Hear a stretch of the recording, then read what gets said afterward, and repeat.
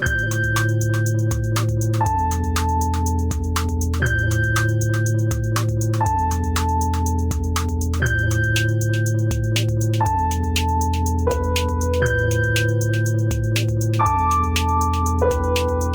right, everybody, welcome back. This is the end of the world with Michael and Stu. I'm Michael. And I'm Stu. And today we are talking about one of the great masterpieces of horror. That is The Shadow over Innsmouth by H.P. Lovecraft. Mm-hmm. And Michael, you're a huge Lovecraft head, right? You've just been reading him for decades, right? Absolutely. This is actually the first time I've ever read H.P. Lovecraft. Yeah. Which is my long-standing aversion to horror, generally speaking, which we all know is pretty insane, but did stick for a while, especially until the pod. Yeah, that's funny. I've always liked horror, but even having liked horror, I've not been a lifelong reader of Lovecraft myself either. I first got into him actually when I did a play that was based on one of his stories called The Outsider. And wouldn't you know it, I portrayed the outsider. Oh, really? Yeah, well, it wasn't really a play. It was more of like I read. It was by my friend Rachel Mason, who's now a successful film and TV director, but at the time was an avant-garde artist. And we did this at a gallery run by the artist Terrence Coe in Chinatown. It was called the Asia Song Society, which you might notice the acronym for which is ASS. And that was not a coincidence. But yeah, I had this, I forget when this was, maybe 2011, probably somewhere around then. I had all this makeup on and my hair wasn't that long yet. It was actually like when I had a sort of fro. Just before we knew each other? Probably just a little before we first met, I think. Yeah. And I would have loved to see you in full face. Yeah. Well, I also did another play with Rachel where I played a gay alien. So really had to stretch for the role. Really giving you those roles right in your wheelhouse, huh? The outsider freak, the gay alien. Yeah, that I even had more elaborate makeup. That was really, it was a little bit after the Asia Song Society. But I remember my job was essentially to read the story. I was reading the story, and various artistic figures would come out and do bizarre kind of things. There was a lot of cool scaffolding, like sort of sculpture that was part of the scenery. It was a lot of fun. But I'd never encountered Lovecraft prior to that directly. I mean, indirectly, he's inescapable in our culture. And I just remember being really struck by how Byzantine his language gets at certain turns. There's like this floridity to it. And he's writing in the early 20th century, but he's kind of hearkening back to an earlier time in some ways. But look, we'll talk more about Lovecraft shortly. Before we get into all that, we should probably talk about the Mafia, which apparently is in control of the NBA. Yeah. Is this what I'm hearing, Michael? It's not dead yet. It's Yeah. Yeah, I mean, the story basically goes that I mean, it centers primarily around Terry Rozier, an NBA player,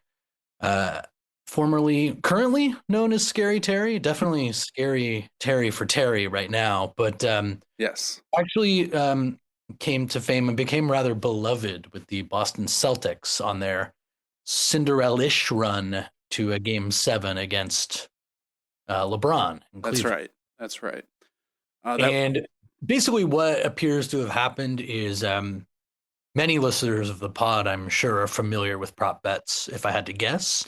But basically, one of the things that have sort of exploded in the legalized sports betting landscape are these prop bets where you can bet on, well, pretty much anything, but you can also bet on individual performance in individual team sports.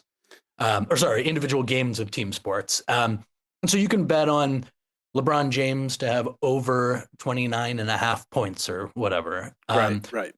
But because a lot of these bets, most of these bets provide two-way action, that also presents the possibility to bet on the under, where you're essentially fading the performance of a player who won't do as good as the market or his scoring averages or rebound averages suggest. And this is problematic because the under is much more in a player's control. It's much more in a player's control. It's also, if I had to guess from my time working in the sports betting landscape, and just being aware of seeing people complain about losing, under is not the fashionable bet for the novice bettor, shall we say. Most people who are engaging in this stuff tend to want to just cheer for example, points in a football game. Right. So usually a sharp bettor may take an under on a football game, say 46.5 points.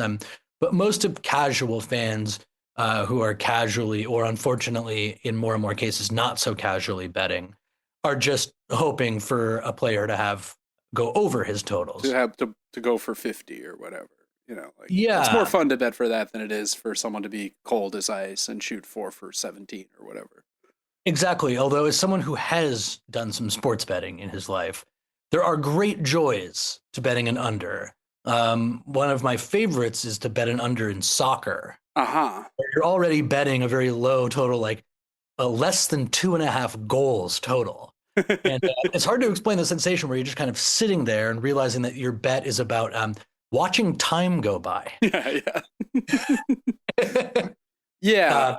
I think, and then it got tied in. So this was an. So there was one game where Rogier mysteriously checked himself out after only playing 12 minutes or something, right? Yeah, with an ankle injury, and apparently he had told everyone or his co-conspirators that he had planned to leave the game. Even his coach didn't know, obviously. And this, as you can imagine, made it so he hit all of his unders. Yeah. And he, in fact, never played again that season. He was like... Yeah. And it really does. I mean, like, look, I worked in sports betting. I have bet on sports before, certainly. More casually speaking, I sort of compare it to the legalization of weed, right? It just feels less fun, less cool now that you can just go on your phone and take money out of your own bank account. Well, as soon as marijuana became legal in the United States, or at least in New York, I quit and have literally not touched this stuff.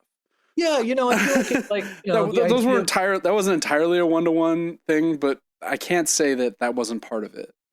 Yeah, and again, as someone who did bet on sports before this, somewhat, I don't know. There was the thrill of having to go to New Jersey or fly to Las Vegas back when you or had whatever. To go, or Las Vegas, right? Yeah.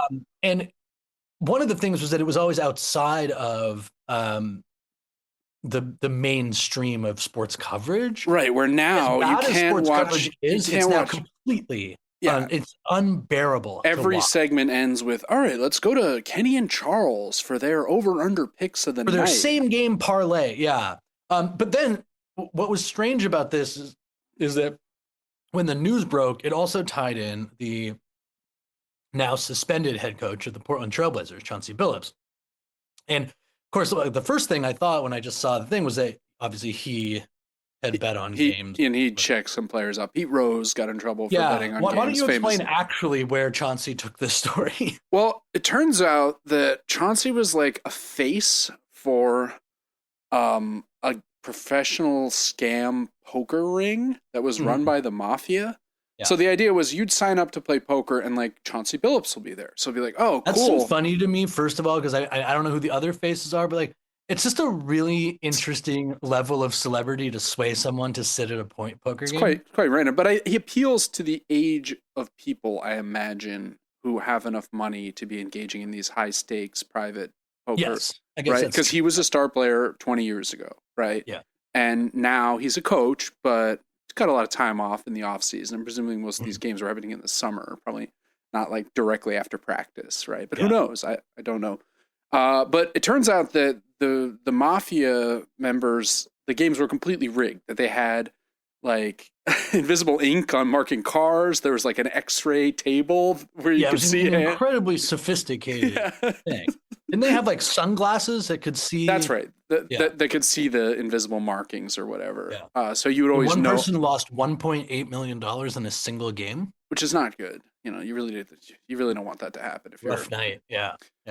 The I don't reason know. I mean, like the sports betting thing. The last thing I say is like, I mean, obviously it is a scourge on society.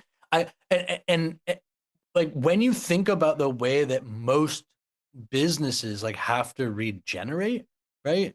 yeah, It is hard to see like the long-term health of American like sports gambling. Like it just is very difficult to see how this can hold. And you know, when you look at what they have to do, one of the reasons that they have a vested interest in not regulating these prop bets, right? Or what they should probably do is eliminate any sort of individual betting, period, yeah. right? You can bet on the score. Is You that can they? bet on the blah I blah blah. heard today that it makes up roughly 20% of the bets, and these companies are all like leveraged to the hill. I mean, like they're all trying to Well, we're become also the still in a dominant. place. Yeah, exactly. We're still in a place where there's a lot of them, or not, at least enough of them that there isn't one dominant company. Right. But a lot of them are hemorrhaging money, Well, of right? Like course, because they offering all free buy. Yeah, bonuses yeah. and yeah. Well, what I And was so gonna. if you can't do that, then it just ends up being like, because I mean, quite obviously, even before legalization, you had match fixing and game fixing all the time, but it was more difficult. Right. I mean, Multiple people for parties had the to be, Tim Donaghy scandal, right, where there's a yeah, ref that was maybe on the yeah, take, maybe calling a few more right. fouls than we're get that. But the last thing I wanted to say, like, which I also heard, I forget where I was listening to today, but it raised an interesting point. Like, you already see like harassment and death threats that players get when they like don't get enough points or enough 3-pointers, Well, like our beloved Jaylen Brown raised this, that it's Yeah, like he's been pretty vocal that about it's it, like but incredibly toxic environment for the players. yeah. And then on top of that, it's like now that this has come out and is starting to be entertained more publicly, these issues. It's like now players who like don't perform well not only have like we see players who have like mental anguish about not performing Sure. well just straight ahead. And now it's like they Cloud of are getting suspicion. the cloud of suspicion. Like, oh, well, you usually Oh, average you shot 4 for 10. 12. Usually you shoot 4 for 9. Yeah, What's going on exactly. here? Is that his little mafia guy been visiting you? Right. I mean, for me, the reason I thought this would be worth talking about, we both are huge sports fans, and is one of the main reasons we became friends in the first place. So it's a little nice to have a little throwback sports hour. I mean, it's Mm-hmm. not even a throwback. We literally watched sports yesterday, but is more because of the societal implications, right?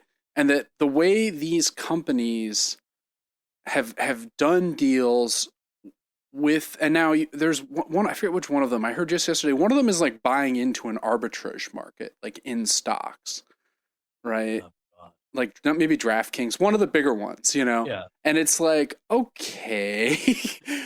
To me it just speaks to this sort of desperate place of capital, right? That like Mhm. the only place for money to go now is like into literal like gambling and the speculative AI stuff, right? Yeah, I think that's right. And then the second It's like, well, side we of got it, to make this legal, and then what drugs will become legal eventually because of this too, right? Like, well, now we can invest in drugs. sure. And then I think the other side of that, like the I mean, other weed is it's already happened socialization, with weed, right? I mean, right? And it's you not see like this no, I'm with like sure big all money of is in that, yeah. whether it's like government cuts and all this stuff that like you're looking at like another example of just the suck of like any type of money of the working class, the middle class, Yeah, and right? trying to redistribute it to the powerful people who own these companies, Yeah. right?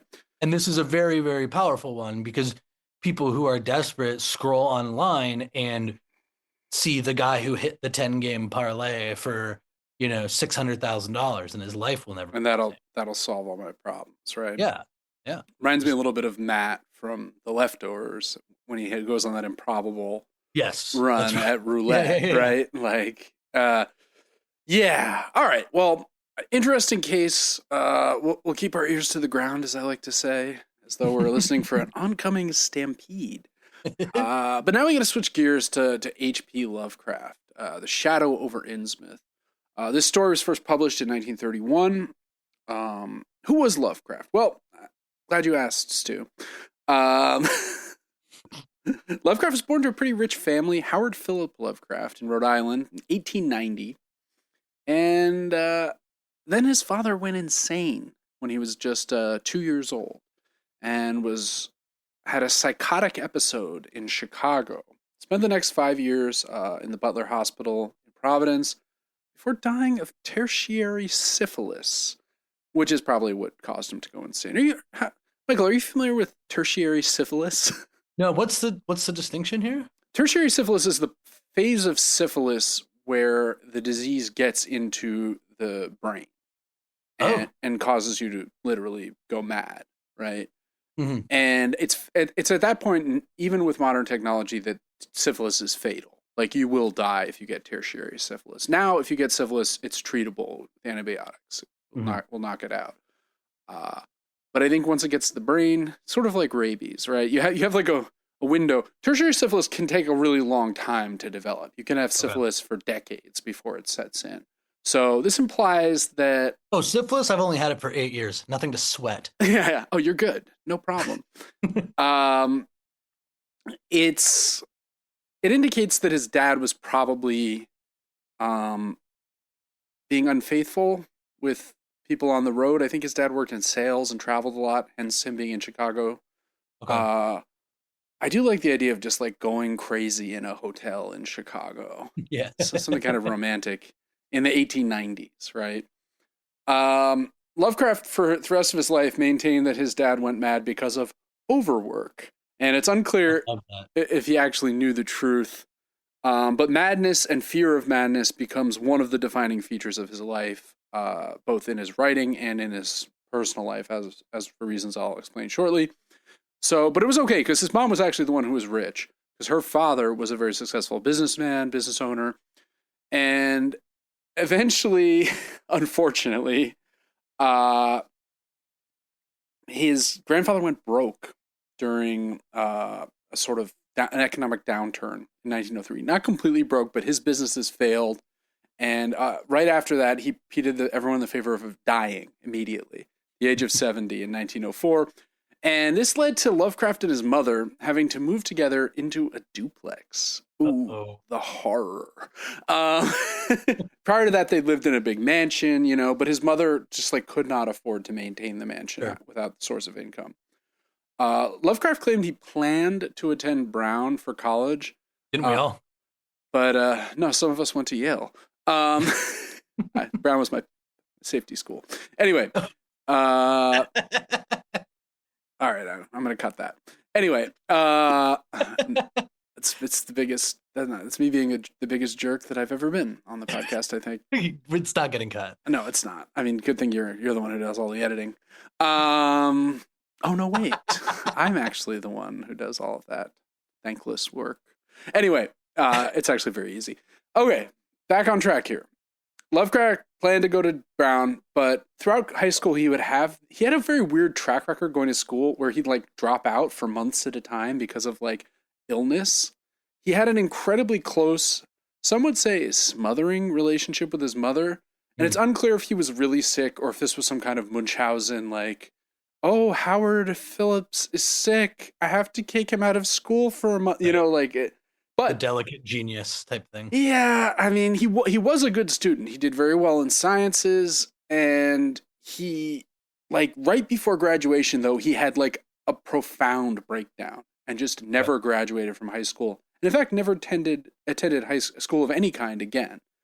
And it was like a prolonged version of what he'd been experiencing periodically throughout his life.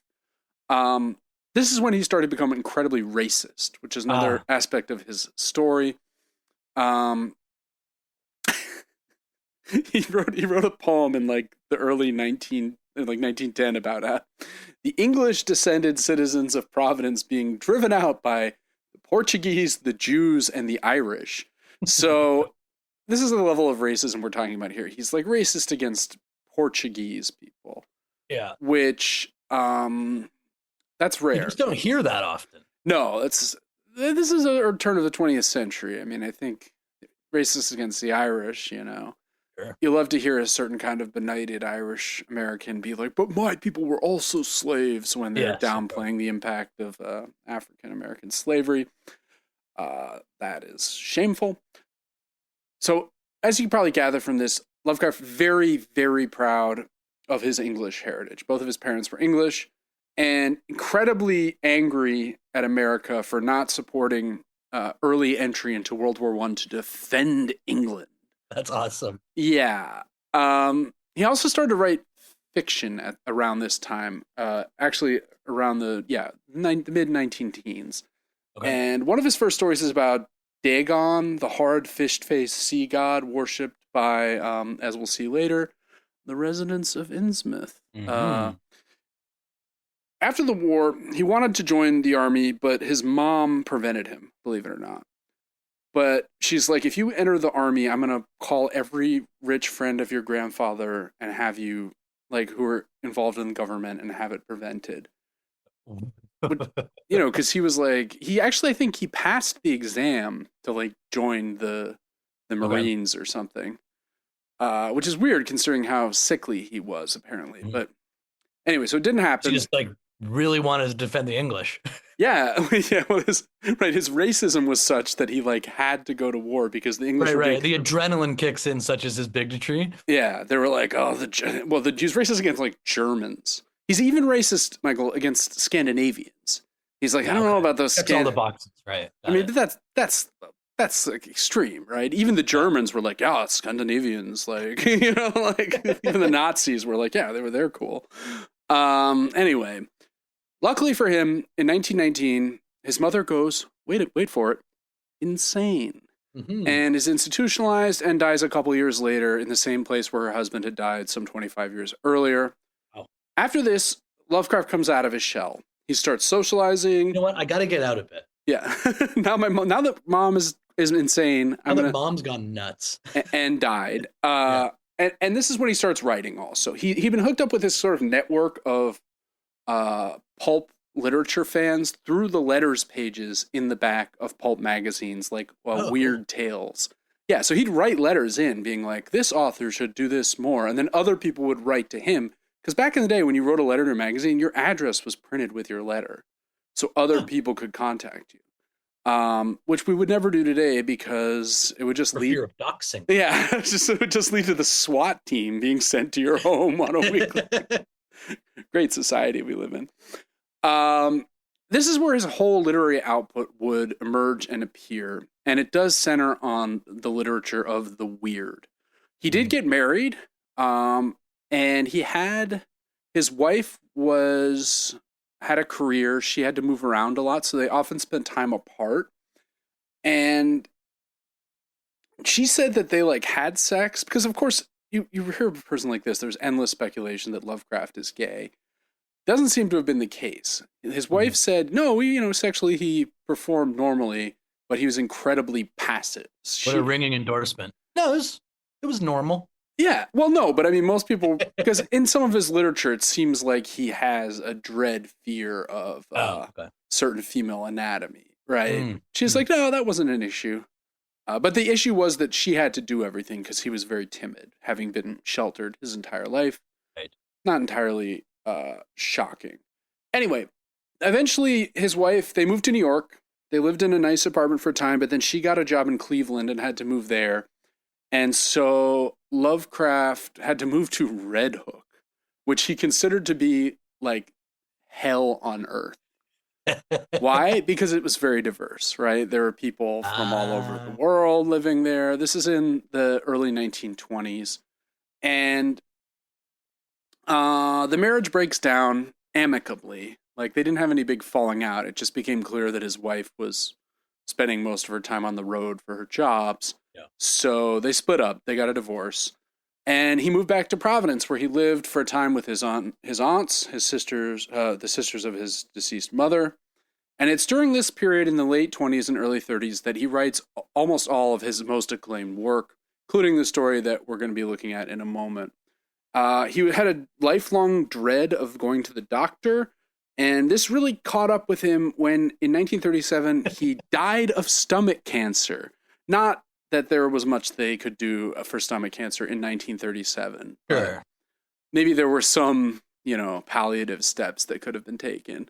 Right. But no, just a few weeks after getting his diagnosis, he was gone at the age of 46, and died basically completely unknown. Unknown But when did his work start to gain in popularity? Not until really the 1970s. But Okay. there was a devoted group of men and a couple women, but mostly men, who read and corresponded with him, almost never meeting him in person, through the backs of these magazines. Right. And he published his fictions in these magazines. He had a couple stories that were popular and that were reprinted after his death. Okay. In many cases illegally. Like no one was ever paid to say, it was like, all right, let's run this Lovecraft thing again. No, he's dead. He doesn't have any descendants. Who cares? And his writing was in the public domain, like entered the public domain immediately because it grew up, it came about in this shared community where he and these other writers would all use each other's ideas. And Lovecraft was a great inventor of weird ideas that immediately began appearing in other pulp stories, even after his death. So, yeah. But it was like they were all encouraging that. Yeah, I mean, he would use other people's stuff. Like he borrowed from Poe, he borrowed from Ambrose Bierce, he borrowed from, and this is like the tradition that he fits into. It's like the weird tradition. Yeah. Poe, obviously, but like the Gordon Pym novel of Poe was especially a favorite. That's the one about the guy who goes on a balloon and he ends up in like the Antarctic. And Antarctic, as we'll see, is very important to Lovecraft. It becomes the sort of locus for unusual activity. This fits. In the 1920s, the Antarctica is like the last horizon. Right. And aside from one more, which is, of course, outer space. And then Ambrose Bierce, a great weird pulp fiction novel. And then, of course, Robert W. Chambers, the author of The King in Yellow. You've seen A True Detective Season 1, right? Oh, yeah.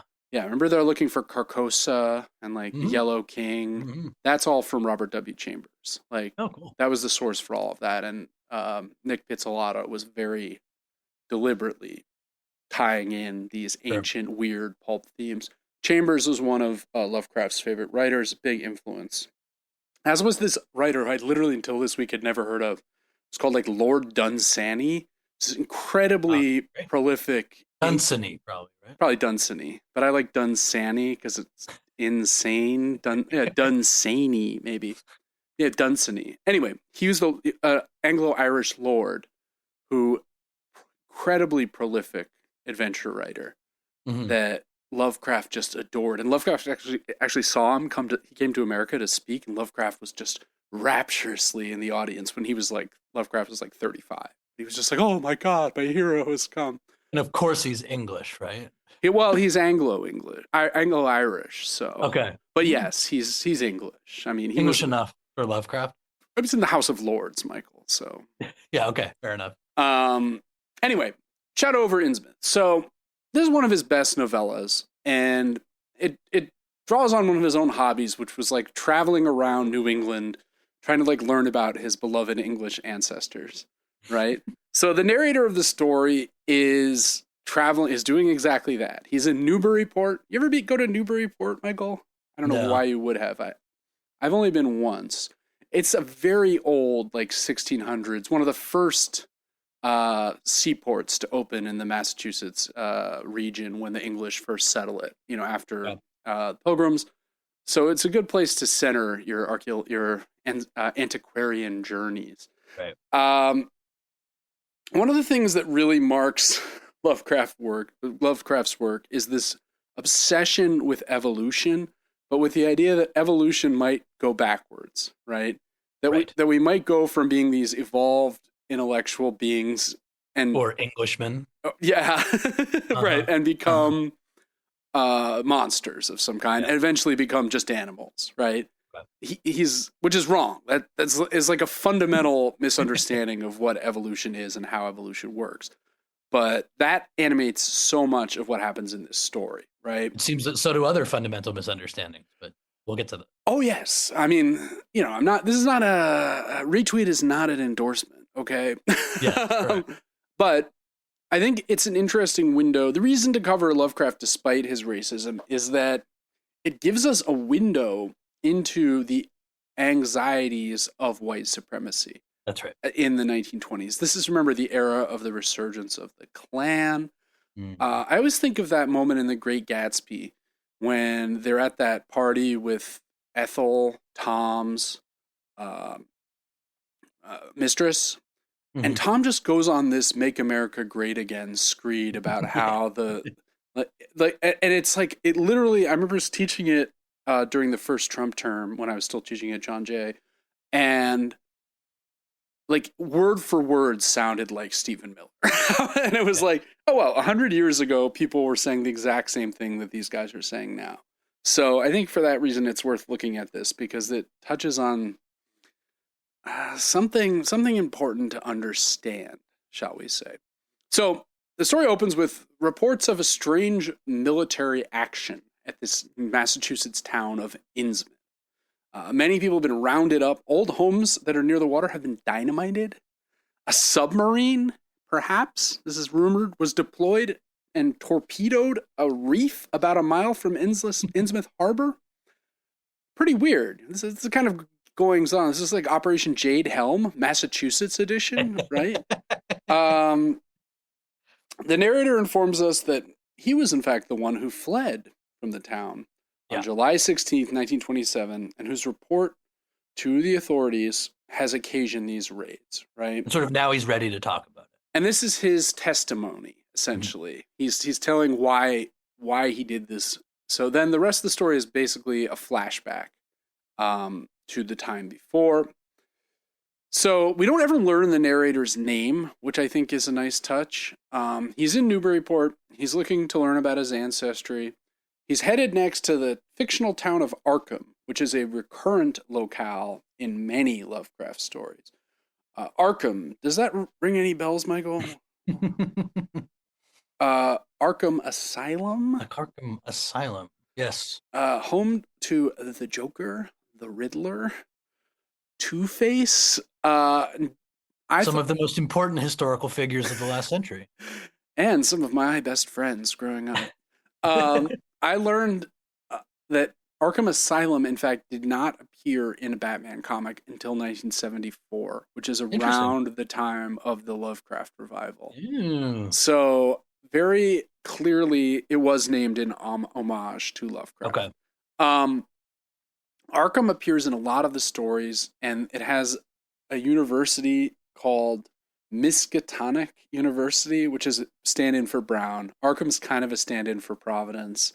Much as Gotham City is kind of a stand-in for New York, right? I mean, so this town, though, Innsmouth, is on the way from Newburyport to Arkham, and it's cut off on three sides by a marsh.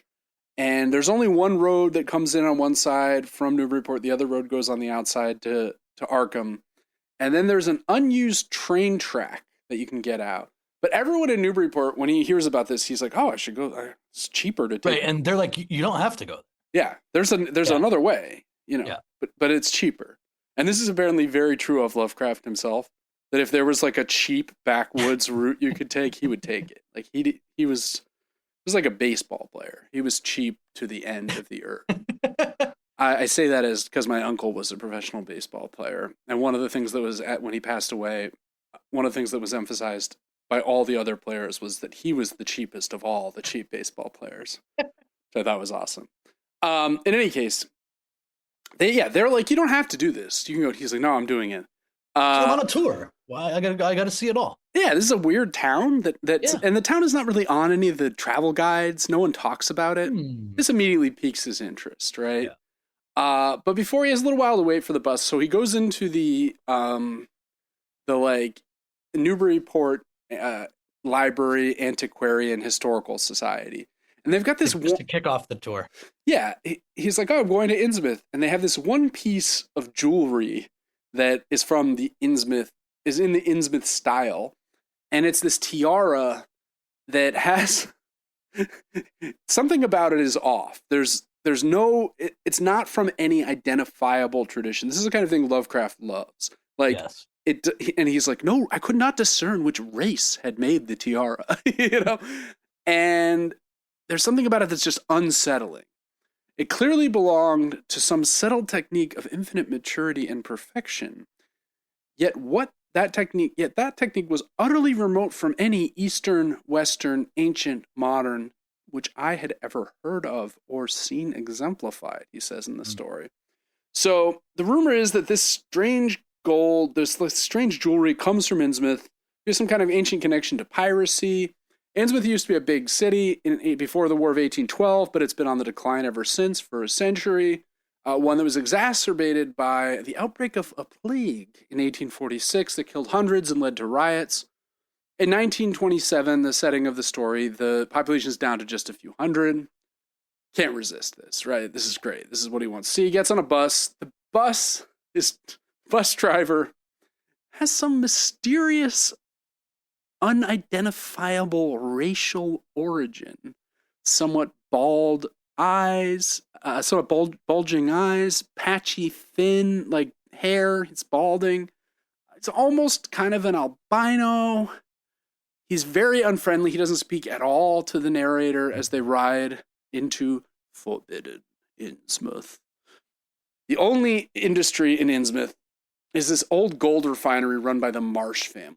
Now, we learned that Obed Marsh, who's a sea captain, is the one who started this. We'll learn much more of him shortly. The Newburyport people suspect that Innsmouth is weird because they've all interbred with Polynesians or some other exotic race. And that they hate them for this reason because they're racist and they hate other races. The vibe in the town is kind of oppressive. Vibes are off. The vibes are off in Innsmouth. No one talks to him, right? He like wanders around and the people are all just going about their business, but no one talks. He's like, I'm on an antiquarian tour. Any recommendations? And people are like, they've got no answers for him. He goes to talk to a grocery boy at the who doesn't live there and isn't from there. He's not from there. He lives there, but he leaves whenever he gets a chance. Yeah, he's from Arkham, which is nearby, but he got transferred there because of the corporation, we learn. Whoever owns ShopRite or whatever is like, well, bad news, little buddy. You're going over to the Innsmouth branch. They're sending me to Innsmouth. Yeah, he's from Arkham, the next town over, and he gives our narrator a map of the town, which is very helpful because he can sort of find his way around from that, because remember, there's nothing in any of the travel books about it. Mm-hmm. And he also tells him about the Esoteric Society of Dagon, mm-hmm. which is in the center of the town, and it bought up the old Freemason Hall. And Dagon the real Dagon is like a Sumerian sea god from Epic of Gilgamesh times. We've talked about this a little bit in our Afterlife series. And it's a little weird in Christian New England to have cult of a sea god sort of taking root. That's not the only thing that's weird. He also points him, hey, if you want to know more about Innsmouth, you got to go to Zadok Allen. You simply must, right? Yeah. Zadok Allen is 96. He's the town drunk, but he's also the only living person who's seen the town's whole decline, right? He also says that the kid also is like, oh yeah, but watch out. Like in April and October, they kind of have these weird ceremonies at the old Esoteric Society of Dagon. So just be sure you're not around for that, because things get a little weird. Now, the narrator remarks of the town, the sight of such endless avenues of fishy-eyed vacancy and death, and the thought of such linked infinities of black brooding compartments given over to cobwebs and memories and the conqueror worm, start up vestigial fears and aversions that not even the stoutest philosophy can disperse. My stout philosophy can't even disperse this. And that passage is very, indicative of Lovecraft's mode, the sort of strange vocabulary, but there's got a nice rhythm to it. So he meets Zadok. Zadok, he bribes him with alcohol. Says that Obed Marsh... Rather standard approach to the 96-year-old drunk. Yeah, right, if a 96-year-old drunk, I would be a little worried that I was going to be liable for this drunk's death. Yeah, right. But he tells him that Obed Marsh, the old sea captain from the 1800s, made some kind of deal with the devils he encountered on an island near the reef. Yes. They gave him... Not to be confused with the devil. He's speaking of devils. Yeah, multiple devils. They gave him gold and strange non-Euclidean jewelry like that we saw in the Historical Society. and he provides them with occasional human Yeah, sacrifice. just the odd human sacrifice. And now we come to learn that, according to Alan, these devils are called the Deep Ones, and that they are these sort of fish creatures who had eventually interbred with an indigenous tribe, the Kanakys, as Alan calls them. Now, the Kanakee is an outmoded term for Pacific Islander, so Okay. using it to apply to an indigenous tribe living in Massachusetts, something strange is going on. But Zadok Allen says, them told the Kanakys that if they mix bloods, their children as would look human at first, but later more and more like the things, till finally they take to the water and join the main lot of things down there. And this is the important part, young fella. Them as turned into fish things and went into the water wouldn't never die. Them things never die except they was killed violent. So in other words, the deep ones are immortal. Mm-hmm. And that once, if you're the offspring of a human and a deep one and you take to the sea, you become immortal and will live forever. Right. You can be killed by violence, but otherwise you will live forever. And they will dwell in the cities of the lost old ones, from whose creation the deep ones spawned millennia ago. And this is like touching on the Lovecraft mythos, which is important, and we should just take a second to talk about here. The Lovecraft mythos basically says that millions of years ago, alien gods came to the earth, and they are the ones who created these entities. They're kind of biological, mechanical hybrids called shuggoths. And these all look like sea creatures. They all look like giant squids. And that from the shuggoths, from the deposits of genetic material the shuggoths left around the earth, all life on Earth sprang. So this is like he is the creator of the ancient aliens thing. Like, really? Yeah. Eric von Daniken, all of that stuff comes. I was thinking him, yeah. Yeah, it comes from Lovecraft. Owes it all to HP. Yeah, Lovecraft is the one who came up with that, right? And basically, eventually other aliens came and battled with the old ones, and the old ones were marginalized and killed, but not killed completely. One of their chief offspring are these deep ones, who it turns out live all over the globe underwater in these ancient lost Atlantean, Lemurian cities, right? So this ties into the lost antediluvian world stuff we talked about in our hated Atlantis series, one of our least popular series, despite my doing an incredible amount of work. Never mind. Anyway, so Alan tells him this, and the narrator's like, well, this is the ravings of an absolute lunatic. There's no way this is true. Eventually, the natives get wiped out, the ones who'd interbred, but Marsh takes their place. He begins breeding his family members with them. Other people are offered. Gradually, the white European people start to interbreed with the old ones. We come to understand that the bus driver and people who have this weird Innsmouth look, as the narrator calls it. Yes, the old Innsmouth look. Are the ones who, when they reach a certain point, will go into the ocean and become these fish monsters, right? Now, it turns out Christians suspected something was up. They were led by Obed's, his first mate, and they made an attempt to arrest Obed in 1846. The deep ones were untended while Obed and his friends were in jail. Eventually, they swam to town and did a massacre, killing all of the people that opposed Obed. This is the epidemic that rocked the town in 1846. It was covered up. Oh, yeah, they all died of a sickness. It was actually the deep ones. Now, the only reason Alan is able to say this is because he took the oath to Dagon, who is an aspect of Cthulhu, the great hidden monstrous sea god of the deep ones. Cthulhu is probably Lovecraft's most famous creation. You know, you've heard of Cthulhu, or if you haven't, you've seen his influence. Another story really influenced by Lovecraft is Alien, right? The movie we did just a few weeks ago.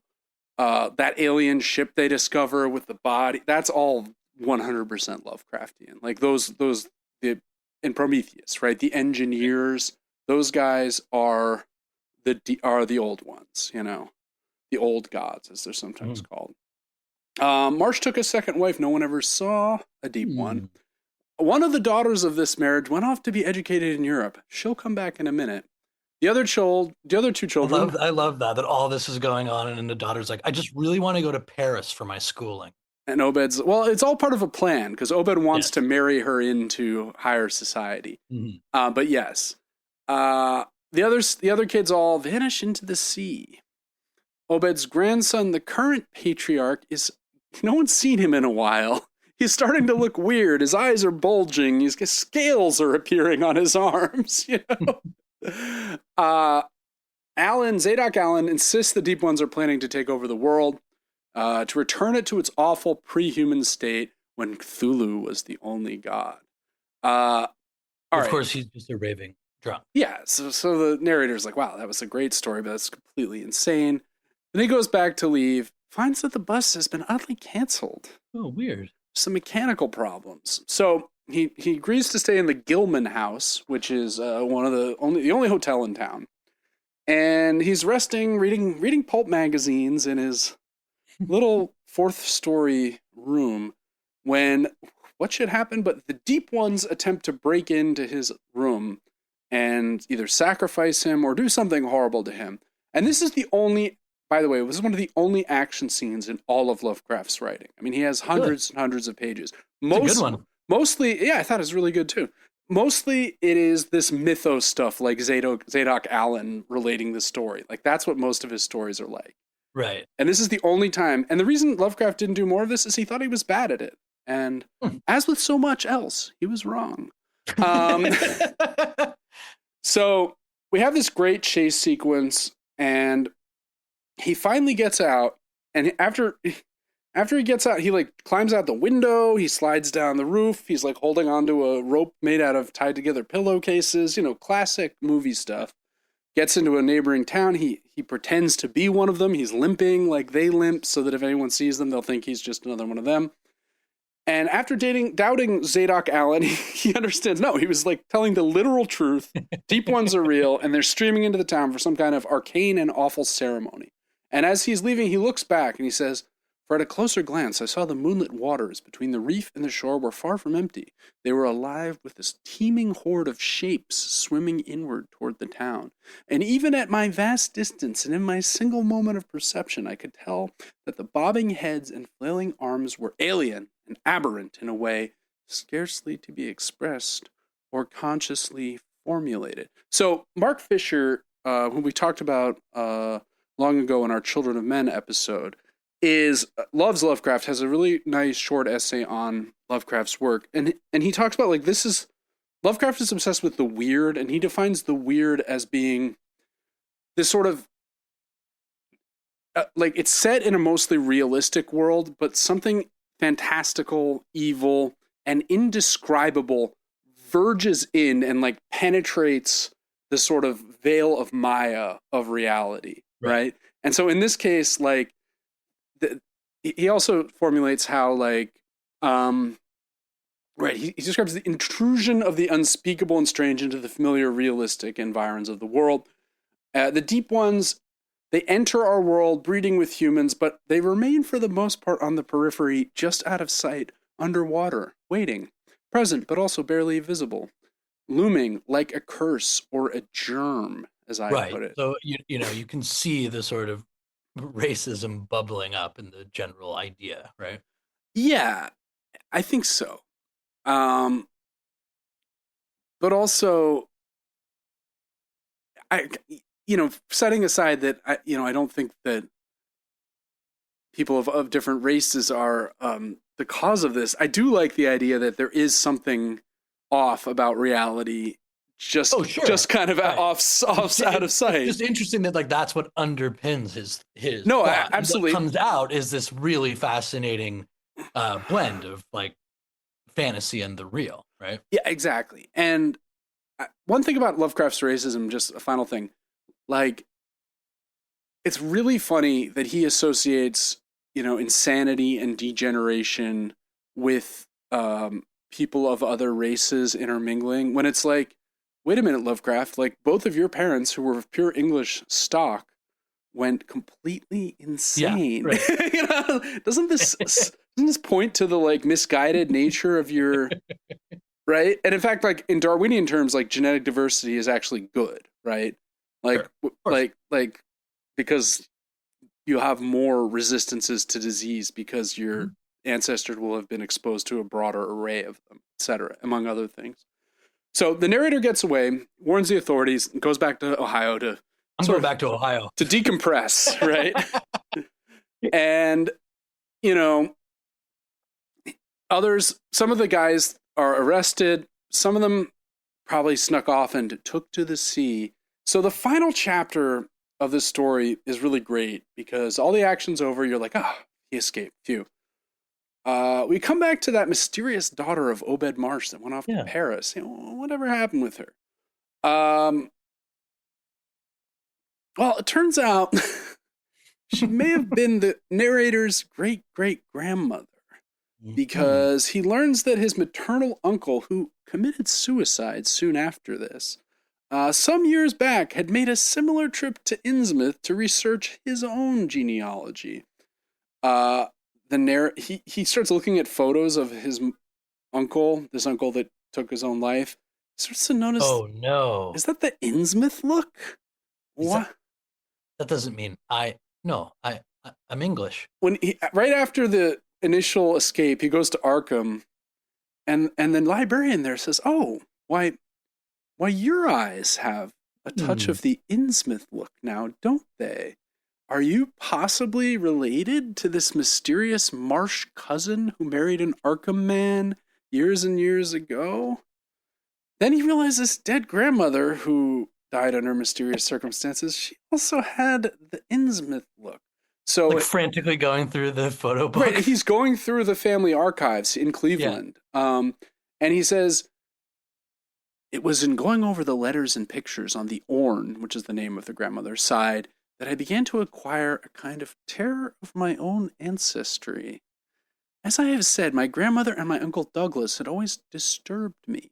Now, years after their passing, I gazed at their pictured faces with a measurably heightened feeling of repulsion and alienation. I could not at first understand the change, but gradually a horrible sort of comparison began to obtrude itself on my unconscious mind, despite the steady refusal of my consciousness to admit even the least suspicion of it. That's the thing Fisher talks about, the obtrusion, the way Yeah. the truth of this starts to force its way in, like impressing the outer edge of your consciousness. His uncle shows him, or his other uncle shows him some of the old family jewels. Wait a minute. Wouldn't you guess? Wait a minute. Is this from Innsmouth? No, this couldn't be. Is this wait a minute, that is that non-Euclidean geometry? Oh my god, it is. Again, he tries to suppress this. He takes a job, and his dad sets him up. He's working for an insurance adjuster. He's trying to be I am normal. never gonna think of this again. This did not happen. Yeah, yeah.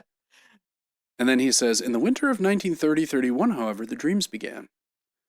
They were very sparse and insidious at first, but increased in frequency and vividness as the weeks went by. Great watery spaces opened out before me, and I seemed to wander through titanic sunken porticos and labyrinths of weedy cyclopean walls with grotesque fishes as my companions.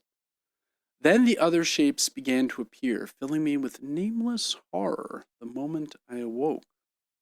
But during the dreams, they did not horrify me at all. I was one with them, wearing their unhuman trappings, treading their aqueous ways, and praying monstrously at their evil sea-bottom temples. And so the dreams are not even like up to interpretation. They just kind of bring him to the actual places. Yeah, Right? he just dreams that he's there. He's one of the Yeah. deep ones. He's swimming in Lost Relay, or what a Relay, like one of the Cthulhu towns. And then as the dreams get more intense, he kind of starts to make his peace with this.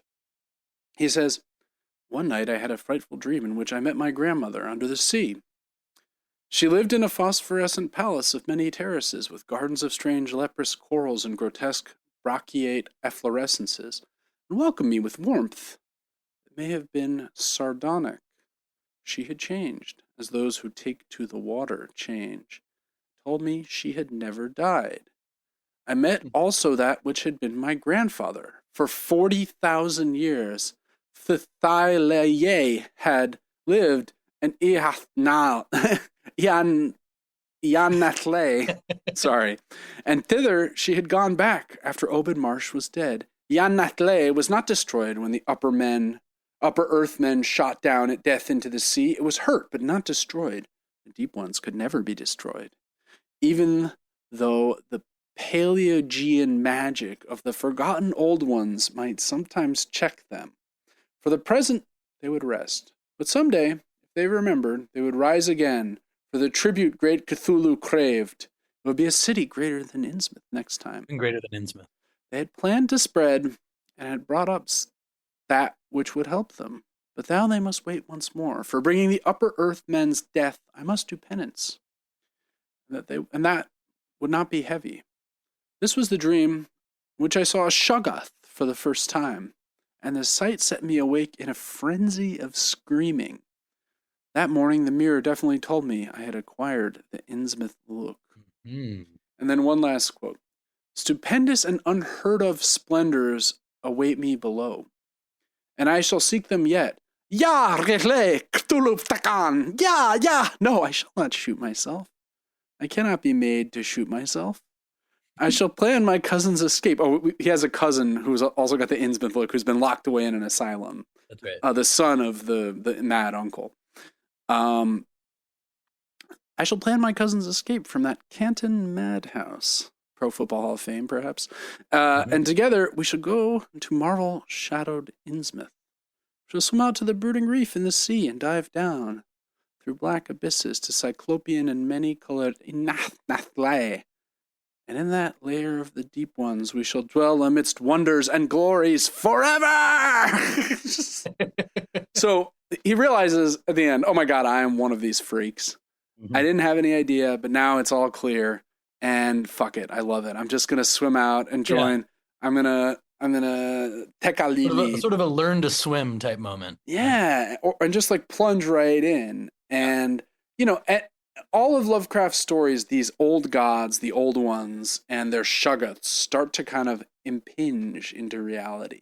There's a couple stories that are more explicitly about their history, at the Mountains of Madness being the most famous, and one of the last stories Lovecraft wrote. But even in early stuff, one of his first stories is just called Dagon, you know, like the fish guy here. So yeah, that's the Shadow over Innsmouth. Really fun story, not too long. Yeah, I have to say, I actually listened to it. Yeah, I did as well. I would highly recommend, and I actually listened to it on a drive through Massachusetts. So I'm frightened to see what my mirror has to tell me tomorrow morning. I think you're safe. I, on the other hand, yeah, I listened to it first and then I read it because I wanted to pick out the quotes and whatnot. We don't know what we're doing next week, right?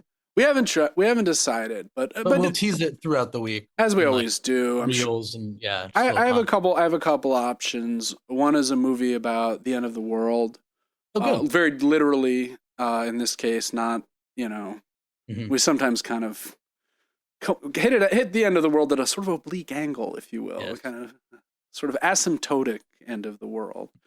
This I think is pretty end of the world, right? I mean, it clearly implies a race of fishmen are going to rise and overtake Philadelphia or something, right? Which, I say I welcome our new fishmen overlords, to quote, to paraphrase Kent Brockman. But yeah, any final thoughts on Lovecraft? I know this is not really your kind of thing, but no, but it was fun. I mean, again, like I don't know if I could do it for hundreds of pages, but that's another thing. If people are interested, it is pretty short. You're kind of in and out. It's a few hours on an audiobook. Yeah, it's like 2.5 hours. Yeah. It is genuinely like a spooky thing. Like it is pretty riveting. Yeah. I think it's worth checking out if you're looking for something horrifying. We're mere days from Halloween. In fact, it's already started. Now that Halloween is like a multi-week event. Halloween's a month-long event at this point. Yeah. And you know what? I'm not mad at that. I was thinking this today. People get mad at it. I'm like, it's just people dressing up for a bit longer than one night. Like, what's the big deal? I think it's fun. Yeah, great. I mean, I don't really do it or enjoy it, but I like that other people do. Yeah, I haven't dressed up in 18 years or so. But you know what? If you want to do that with yourself, more power to you. God bless. All right, so yeah, we'll reveal the next topic in short order. Until then, if you like the show, you can follow us on the podcatcher of your choice. And if you really like the show, you can write us a review or give us a rating on that podcatcher. You can also follow us on Instagram, where we do post hilarious reels of our antics. And little teases about what's coming. We often do post teases. That's something we've done a real lot of. And that's at End of the World WMS, right? Is it the End of the World WMS?